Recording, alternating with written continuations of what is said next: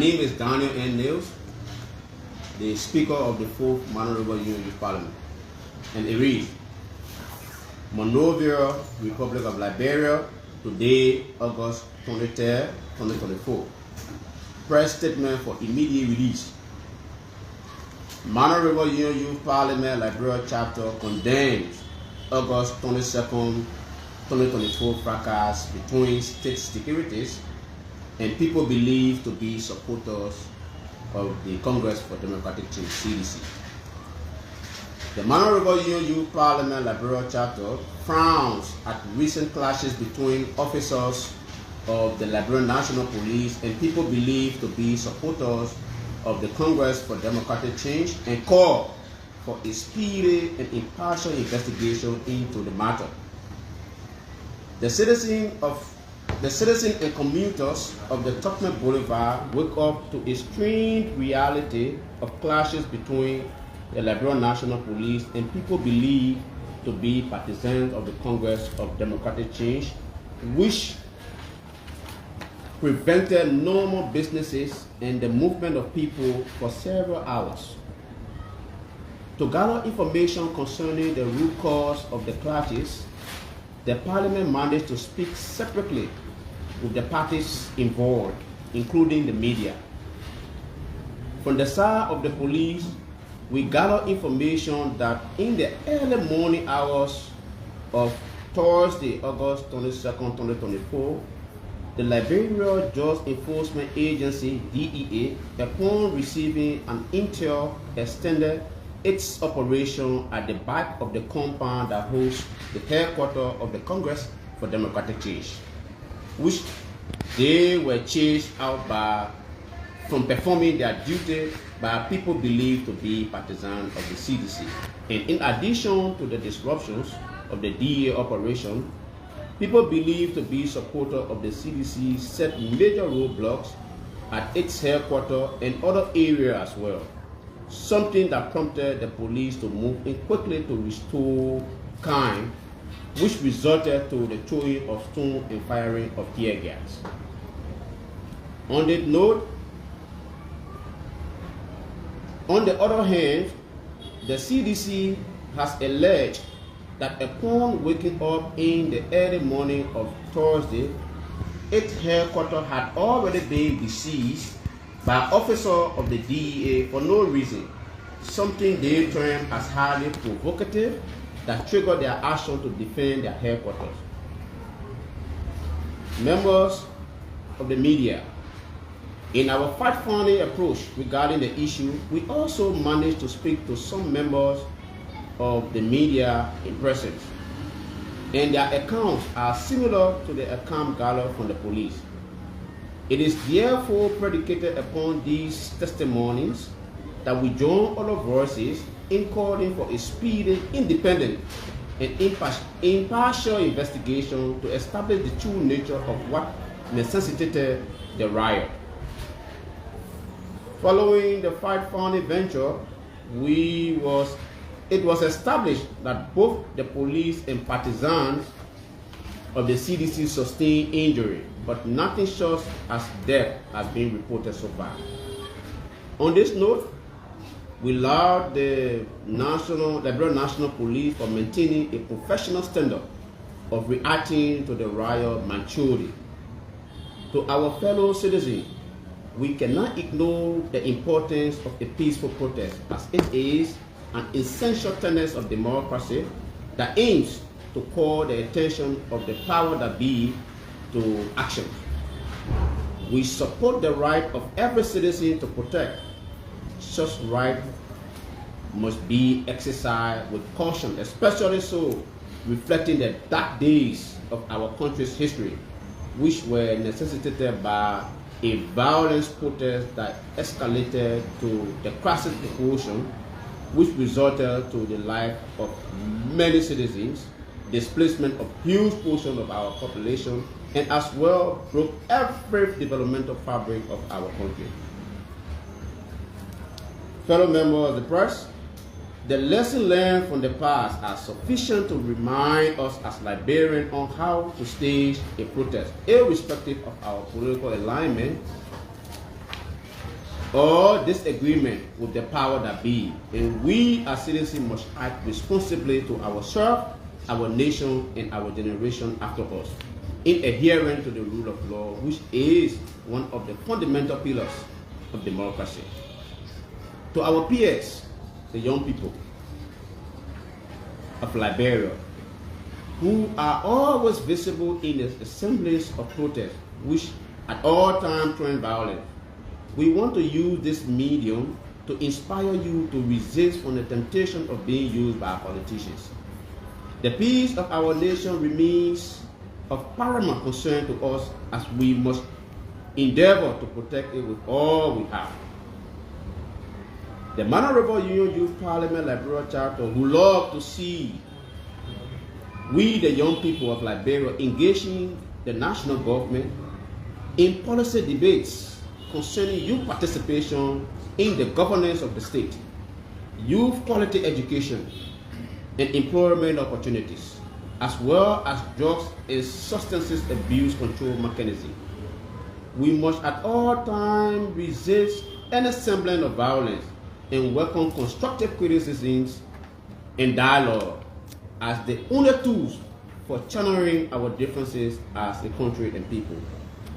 We now count on all peace-building institutions and peace-supporting partners, the Peace-Building Office, UNDP, UNFPA, Carter Center, UC, Mexico, the Swedish Embassy, CRS, Messenger of Peace, Young Ambassador for Peace, YMCA, Conflict Prevention Leadership Program, CPLP, County Peace Committee, the Interreligious Council, and all stakeholders to join us in initiating a national conversation aimed at reconciling our country.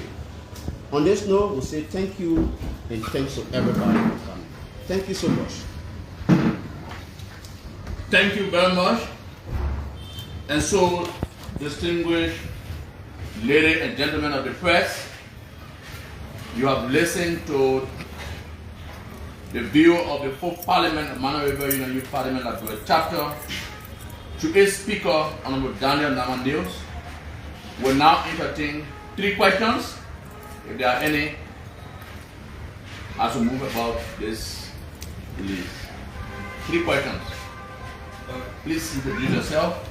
My name is Michael Khan from the speaker I just listened to you calling to you from your own investigation, from the media angle and the Liberia National Police. These testimonies. System of governance process that we have in this country that verifies claim and counterclaim is the court. So I cannot sit here in my capacity, even though we have had our own fight funding, but I think we should go beyond that to establish 2 impartial investigation and, if possible, tested by law to establish cause of the riot and to also stop the reoccurrence of such, tenets in our democracy. So, for where I sit, I cannot tell you based on the evaluation made so far to say XYZ is held liable. We have a system responsible for that, and that system is best in place. And so we trust our system, and we follow the system to know the outcome of this right.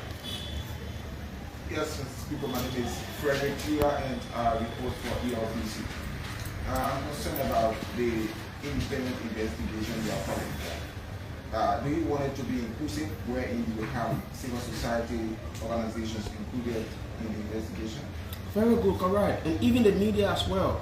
We have credible institutions here, that are independent, our international partners. The Swedish Embassy, they are most interested into the peace of this nation. The U.S. Embassy, yes, all of diplomatic ECOWAS, MRU. We are interested in reaching this matter to them to see how best they can form an investigative panel, along with what we have, the existing structure we have on ground, to aid the investigation, which will give a credibility to the process. And that was what will be of concern about the drugs issue. Now the government, one of the government major agenda is to fight against drugs in the country. And what led to the violent issue yesterday was where the DEA went to when they get contact of the CDC. Do you think the violence that occurred yesterday, will undermine the issue of wetting against drugs in the country? And so until it can be legally established that the violence that occurred yesterday was due to, rigging of the ghetto, then we get to that, because like you said, drugs is an issue of emergency, especially to our generation of young people. And this is the reason why we have it inclusive in our press statement. We all should collectively fight the drugs, because you are aware, you are a journalist, everywhere you pass, 10 to 11 young people, you see 9 or 8 engaged into drugs. And so if we have a generation that we call constitute 74 to 75%, of which huge percentage is being driven, on the side of drugs, it becomes a national concern, and that was even being pronounced by the president. So we can now, go to hysterically say that was the cause of which the riot came to, until, like we said, an investigation can be launched and people responsible can come to answer to their question, then we will come in. Yeah. So like we said, we were entertaining 3 questions, but we will extend it to at least 2 more, if any. Okay. Your name and Yeah. I'm Sylvester Chidople, work for the Spoon Network. Your organization is a youth-based organization. What is your call, specific call to young people, knowing fully well that yesterday riots was dominated by the youthful population? What is the call to the young people of Liberia, and what has been your impact in making sure that young people in Liberia do not get involved with such riot in our country? So in the first place, Parliament was established on the basis of peace. And so 75 to 80% of our initiative are peace-driven. So to understand, we have a special program that will reach out to even the disadvantaged, you call themselves Zokos. We talk to them. So with the issue of their involvement yesterday, we made it clear in the press statement that we would have loved, to see young people engaging the national party, national government, to see what national government has for them in terms of package for development. We have this huge population of young people that are unemployed, illiterate. So how can we engage constructively with national government? These are debates that we initiate and that we support from the Parliament angle. But to stage a protest that will lead to violence, we encourage all young people that there are civilized ways of approaching. No, the protest, we only got into it. So we caution of our young people. At times, most of the actions are being nurtured by outside forces that we call politicians. So we see the society now to be very conscious. I'll tell you one story. When we fought the 14 years war, then we transitioned. People who went to Accra to sit on the table to discuss, there were not no one youth representation. Even though we were the one, usually perpetuated the violence, but when it came to the negotiation table where mediation, give and take situation, we were not seeing. So politicians will always use a kind of venture to tap into where they want to go and leave us behind. So it is against that backdrop, we as youth leaders will always engage ourselves. Make sure you offer some of your ideas in finding a remedy to such situation that occurs. Sure. In as much it has to do with the affair of the state, security-wise, we are willing. In fact, we have had a very good conversation with the RG, and soon the Parliament Fly and Linso will be meeting that body to discuss issues that has to do with security of the state, as well as our young people, in not only with the CDC, all political parties. You are aware that all political parties have a youth league.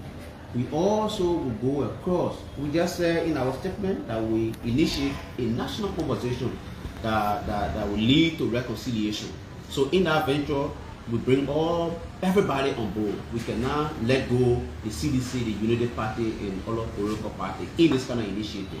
And so we call upon them. Once we're ready, we will bring them on board so that we will sit on the round table, which we believe is the only solution to solving our problems and to bring about unity. This country needs to maintain its peace. This country must move in one accord, irrespective of our political belief and belonging. We must see the state as the only common denominator that has attachment to everybody. So securing it is the best way to ever work. So thank you very much. We appreciate your presence. And like we always say, the media remain a friend of Parliament, and the Parliament remain a friend of the young people.